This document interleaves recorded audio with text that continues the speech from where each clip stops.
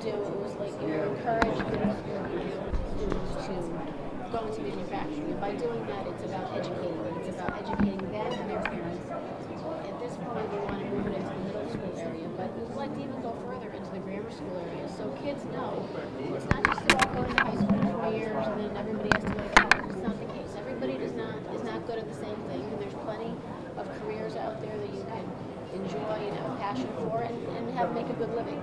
And I don't think that our technical schools have done an amazing job. Most of them are over capacity. They can't even take anywhere near the amount of people that apply.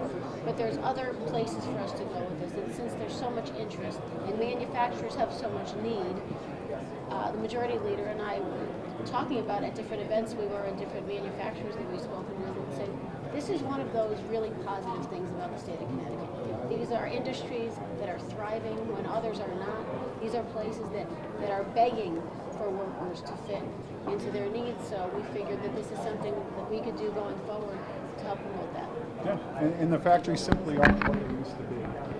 The jobs that folks associated necessarily with manufacturing have changed dramatically. Are highly educated, usually running CNC machines in other areas, and they pay upwards of 6 figures. I think engaging our youth in both the suburban and urban areas and what manufacturing looks like today in the state of Connecticut will be a positive effect for them, but also our employers who are constantly looking for new people to come in, because we actually have a certain sector of their workforce that's aging out that should be retiring very soon. And clearly this is for the whole state of Connecticut, but we also talked about in there the urban centers. And we hear a lot of talk about urban agendas and things that help urban centers. But for me, that is about allowing people to work, make money, raise a family, buy a home if they choose, possibly even start their own business. So whether you're from an urban center or a suburban center, people have to feel passion for what they're doing. We all know if you have a passion for what you do it well.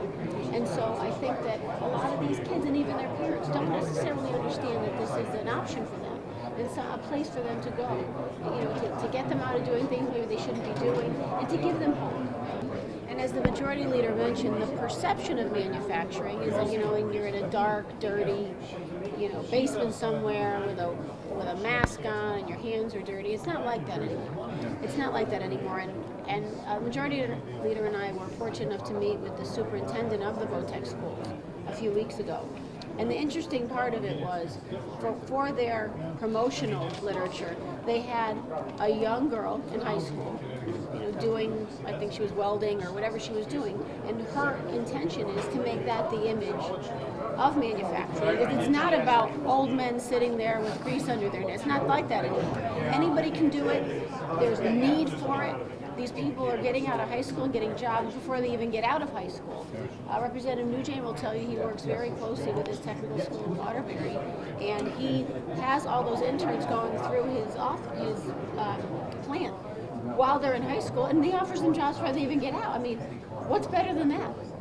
What's better than that? So it's helping our businesses we have thrive. It's hopefully bringing new businesses in. It's getting kids who maybe are a little lost or don't know what they want to do. I went to college. I didn't necessarily know what I wanted to do when I got out, but that doesn't mean everybody should be going there. These are good paying jobs as well, right? Very good paying job. I met with a company in Berlin that one of their CNC operators makes over $100,000 a year.